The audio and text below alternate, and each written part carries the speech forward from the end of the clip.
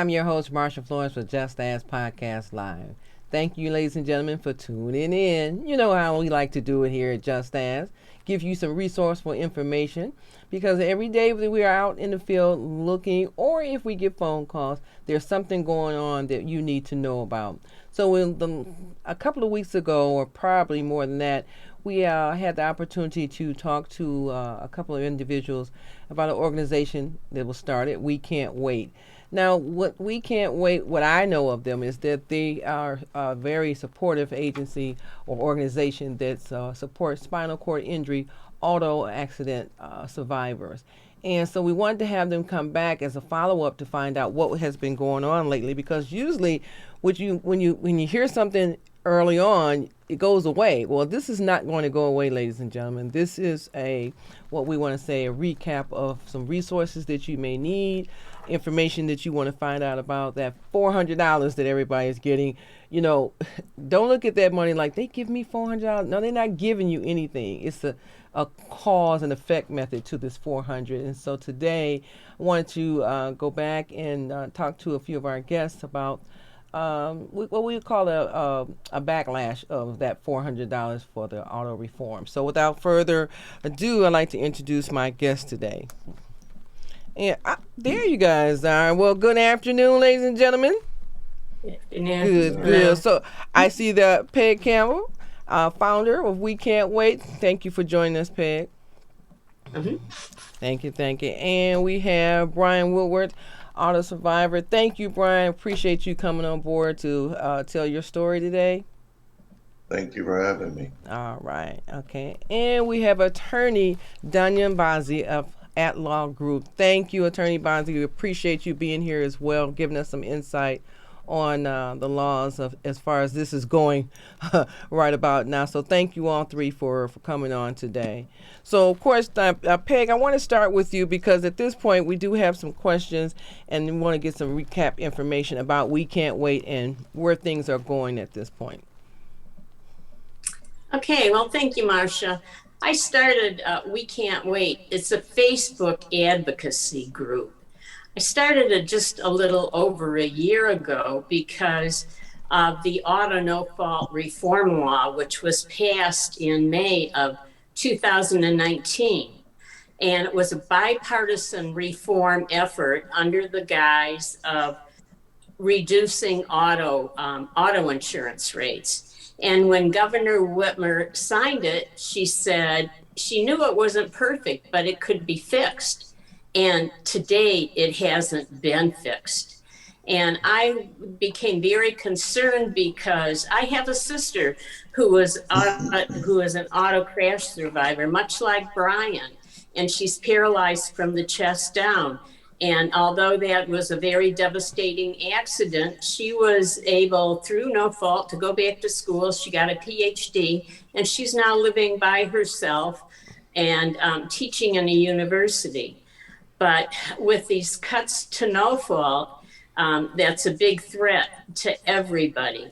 So last year, we realized that there wasn't any information that was coming out about the reform, and it was getting very close. And there were two bills that were sponsored, one in the House and one in the Senate. So we said, how can we get the information to people and get people talking about it? So we started the Facebook group, okay. We Can't Wait. And lo and behold, within by the end of the month, we had 2,000 members. And today we have 8,400 members. Oh, wow. And we have become a community. We have made many new associations. Brian and Danya, we're close friends now, along with many other people. But basically what happened with this law, and the reason it needed to be fixed, is that it's stripping the survivor benefits almost by half. Okay. And what it did was it cut by half the reimbursement to agencies who care for survivors. Mm-hmm. It limited the family members who care for their loved ones to 56 hours a week. It was people were getting reimbursed for caring for their loved ones up to 168 hours a week. And then it cut what they were being reimbursed, which was very minimal. They were probably making 10 to 16, $18 at the most. So they cut that in half. So at this So it's point, had are a we lot of saying that a lot of the clients are have lost their benefits and are practically surviving on their own and family members, right, which really is right. even more of a struggle. So let's go to Brian. So Yep. Brian, if you don't mind, can you tell us a little bit about yourself and your situation here, so we can see have the audience understand clearly how this has affected you. I can give you a little history Sure. of my life. I grew up in a little town up in the Thumb, population of 300. One high school that held kindergarten through 12th grade. There was opportunity to play all the sports, so I did. I was baseball, football, basketball, and track all 4 years of my high school. I was pretty athletic and good shape. After graduation, I went and worked in a factory for 2 years, was laid off. Went to college, looking, to get a better job. Got my associate's degree, and then the same year that I got my associate's degree came my first catastrophic crash. And then I did my rehabilitation in Mary Free Bed in Grand Rapids. And that gave me the courage and the momentum to be able to go back home and coach Little League for 6 years. And while I was coaching Little League, I went back to college to get a better degree, because I knew I needed to have something to compete in the workforce. And with God watching over me, I went and got a BBA in business administration and computer science, graduated with honors. I was hired by a contracting company and was contracted to one of the big three automakers. Once I got a job, I did all the normal stuff. Okay. All right. So regardless to being in the chair or not, you lived your life as normal as possible for yourself and independent. Yeah. Okay. And how many staff people did you have, Brian? Did you have a 24-hour care? I had 24/7, yes. At one time, we had about 10 people that would rotate 8-hour shifts, and that allowed me to go to work and do all the other things that I would do. I mean, I participated in the community and in my church and mentored young kids and sang in the choir and all that kind of stuff. So you live independently? Yes, I own my own home. Okay. In fact, I own 2 homes. I'm a landlord also.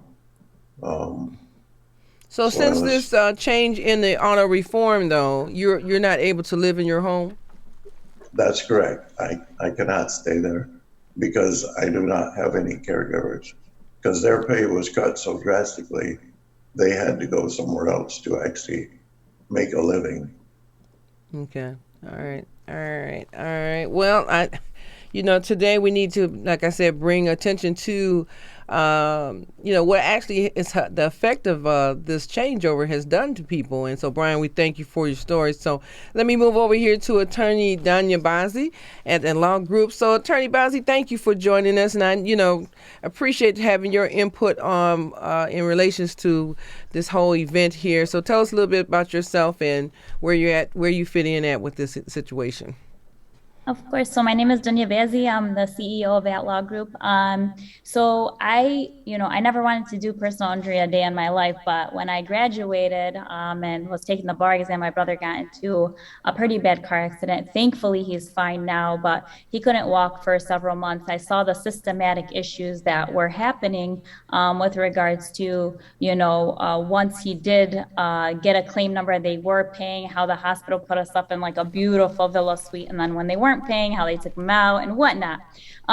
So I have like this deep-seated passion for injured victims generally, right? But like Peggy and Brian were saying, Prior to these changes, auto accident survivors were able to get the care that they needed in order to get better, just like my brother got better. And then this change happens and it destroys them. Marsha, I want to just talk high level so people understand what this means, right? Because I don't think the general public truly understands what these changes did to the most vulnerable group of individuals. Okay, so the auto accident survivors need 24-hour care. Some of them need more than that. Right? They said, there was an issue with attendant care being handled by family and friends. The insurance companies didn't like it. They didn't like that the family and friends were stepping in to the shoes of home care agencies, nurses, whatnot, right? So they said, we're going to go ahead and slice it so the family and friends can only do 8 hours of care, which generally you would say, okay, that's fine, as long as we can get nurses in or home care aides in to do the additional 16 hours.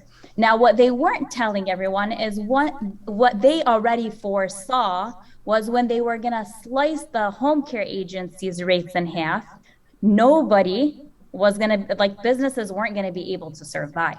So these home care agencies now, one by one, are closing down, leaving no home health aides, barely any nurses. We know of the shortage of nurses already because of the pandemic, right? We already know hospitals were dying for nurses. So these people can't get home health aides, nurses in. So the only possible option they have left are family and friends who are willing to leave their lives, leave their work, the workforce, and come in and help their loved ones. But what position does that put them in when they're not getting reimbursed only for 8 hours, right? Because they're leaving a job. Some of them left really like jobs that were making $100,000-$200,000 a year. Some of them left, their own families to care for their sisters or their loved ones, and they're not able to get compensated for that or reimbursed for it, and frankly they can't, right? They can't survive. So let me ask you this, Danya. What we're saying in a nutshell is that not only is the spinal cord injury or auto injury person going through something, it takes the whole family right along with it, because now everybody's got to reorganize and come up with a different plan. Some people don't have family members. They're, independent persons, and they're being uprooted out their homes. And then the staff that they have that was their support team can no longer survive on the minimum payments because it's not enough to cover the entire staff. So like Brian said, he had about 10 people in rotation. And, the cost for even people to come and do what they have to do is not being considered in this breakdown for this new way of insurance. So what are we saying to people? I mean, people are looking at like, oh, I got this $400 coming. They owe me some money, or they're giving me some money. This is not a give money situation here. This is, to me, a setup for the letdown, for the big letdown. So, so there's a fund called the Catastrophic Claim Fund, okay? This money is money that, if you look at your policy prior to the reform, there was a portion of your policy, it was a small portion that went into this fund, right? And this fund was meant for people like Brian to get the care that they need. So no insurance company pays anything over $500,000 on a claim. I want people to understand that. They get reimbursed from this fund. So when insurance companies say, hey, we make no money, it drives me off the wall, because I know, just like the people who understand the law, they're getting reimbursed. But nonetheless, this fund was meant for people like Brian and their families. What happened with the $400 is they took money out of this fund that wasn't for us, and they said, hey, we're going to give it to everyone. We're going to give $400 across the board to anybody that had a vehicle in their household at the time. So basically, they're trying to like shift the lens, like, hey, we're amazing, we're giving you a $400 check. Don't listen. Okay. Don't listen to Brian and the survivors. Don't pay attention to that noise, right? Because that's what it is. So they're distracting your attention, and it's it's disgusting, honestly. I see. Yeah, it's got something. I mean, it's a stigma behind all this, and yet I'm glad you guys decided to come today and join me to educate the viewers, and hopefully we will be able to pass this on. So, Peg, I wanted to ask you about this form that we got here from C-SPAN. Let's see what we have here: merging of decreasing auto insurance premium in Michigan. So can you kind of brief everybody on what this merge means? Because something is not right and people are not paying attention. Yeah, well, like I said, the reform was under the guise of lowering insurance rates, but Doug Heller, who is a nationally recognized insurance expert, is doing little surveys, and he found that citizen insurance clients were paying $90 more now than before the law was passed.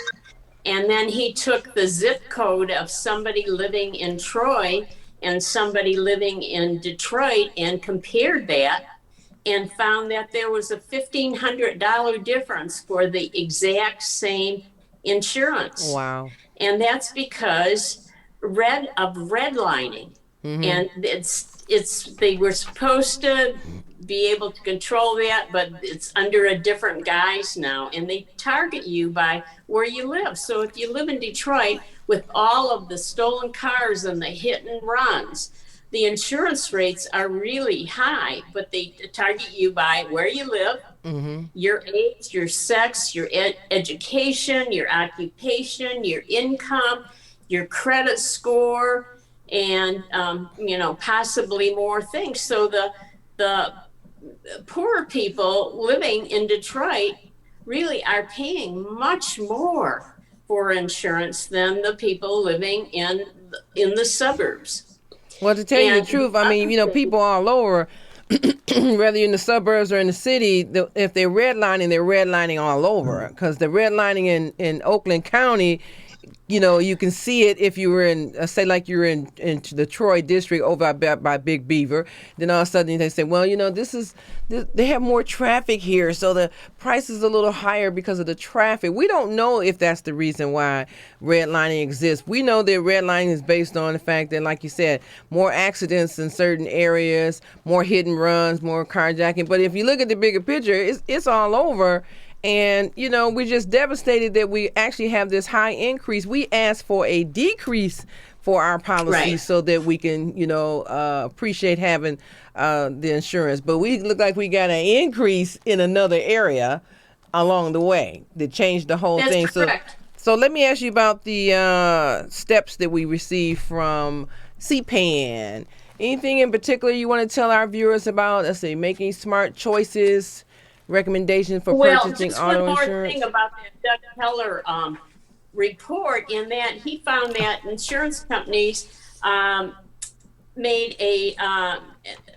citizens had a 24 million, was that million? What's this? You talking about this one here? 24% increase in profits, Citizens Insurance last year. Okay. And it's, yeah. 24, so they're making more profits and they're paying less. So what does the general population need to know? Well, you have 5 levels of insurance that you can get, but you need to keep the unlimited lifetime coverage and choose uncoordinated benefits so that your auto insurance pays more. Do not get a managed care option so that you have freedom to choose whatever provider you want. And now you need to up your bodily injury liability and umbrella and coverage, because now we are a tort system and you can be sued. And if you injure somebody catastrophically and they don't have the insurance company coverage, you're liable to pay for their care. So you need that umbrella coverage, and then uninsured and underinsured motorist coverage. You need to get at least $500,000 dollars for that, and don't opt for the step down policies, which protects family members and So, other. Peg, let me ask you this. So are we asking? Okay, I know we're telling people this, but the insurance agent's supposed to be able to give you the same information and help you make, good choices. Which obviously they're not doing that. Okay, so there's no such thing as a good choice. Okay. All I right, think, so Marcia, just on that point, I would just say, don't walk into your insurance agent's office and tell them, I want the lowest rate possible no matter what. Because the lowest rate possible for the care that you're like opting out of might be only a $20 difference across the year, or a couple dollars in savings per month, if that. So that question needs to be eliminated from people's minds, and they just need to. They're not saving what they think they're saving, if they're saving anything, and they're losing a ton of care for it. so actually we should have stayed where we were. To be truthful, we should have just kept what we had. Well, whose bright idea was it to change it? I think it was the best system in the world, honestly. Oh, yeah, the insurance companies thought it was good to revise auto NoFault. Okay. Well, Brian, let me ask you this. So, are you looking forward to going back to your home as an independent person? I mean, I know this is on the table right now, but how you doing so far? Well, so far, I mean, I'm living in a rehab center, but yeah, I'm looking forward to being independent in the future.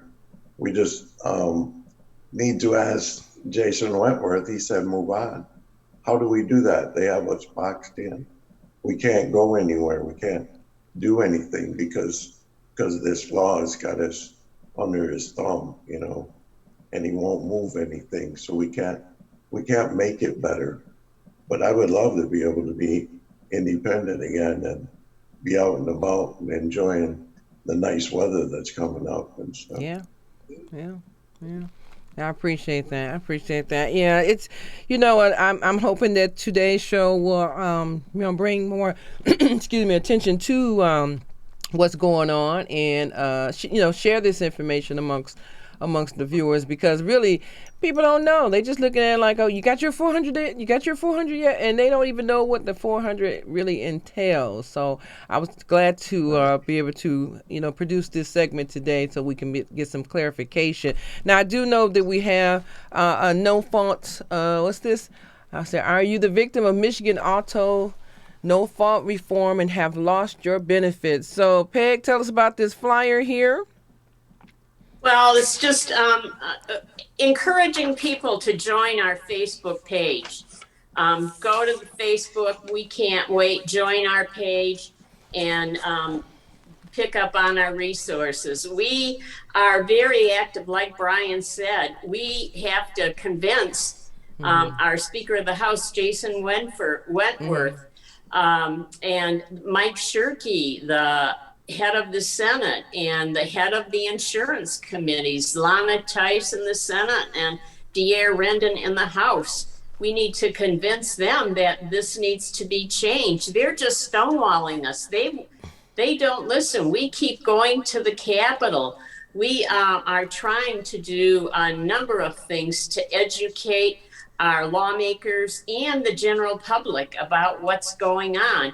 And people have said, what am I going to do with this $400? This is ludicrous. It belongs to the survivors. Where can we donate it? So we started a GoFundMe for that $400.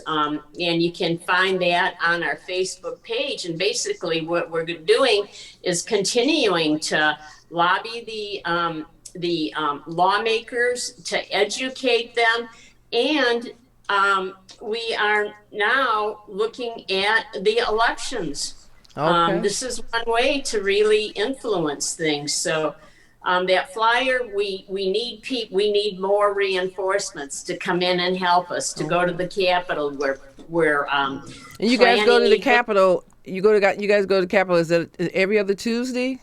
Every Tuesday, practically every Tuesday. But you can, if you go to our Facebook page, you will see the postings with information about what we're doing. So we're a very active group.